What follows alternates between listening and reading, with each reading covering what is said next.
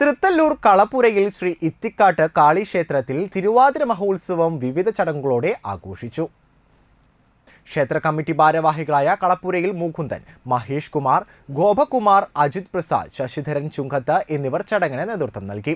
വിശേഷാൽ പൂജകൾക്ക് ശേഷം പറ നിറയ്ക്കൽ, ശിവേലി എഴുന്നള്ളിപ്പ്, ശേഷം പറയെടുപ്പും തുടർന്ന് അന്നദാനവും നടന്നു. വൈകിട്ട് മുല്ലത്തറയിൽ എഴുന്നള്ളിപ്പിന് ശേഷം 4 മണിക്ക് ക്ഷേത്രനടയിൽ കൂട്ടിയെഴുന്നള്ളിപ്പും ഉണ്ടായിരുന്നു. അടാട്ട് മുരളി നയിച്ച പഞ്ചവാദ്യവും മണി ചേറ്റുപുഴ നയിച്ച മേളവും എഴുന്നള്ളിപ്പിന് അകമ്പടിയൊരുക്കി. രജിത് തൃത്തല്ലൂർ നയിച്ച നാദസ്വരത്തിന്റെ അകമ്പടിയോടെ വേലവരവും താലം വരവും ഉണ്ടായിരുന്നു. ദീപാരാധനയ്ക്ക് ശേഷം CNK തൃത്തല്ലൂരിന്റെ നേതൃത്വത്തിൽ തമ്പോലം അരങ്ങേറി. തുടർന്ന് രാത്രി ദേവാനന്ദ മേളവും തായമ്പകയും അരങ്ങേറി. വ്യാഴാഴ്ച പുലർച്ചെ 2 മണിക്ക് എഴുന്നള്ളിപ്പ് നടന്നു.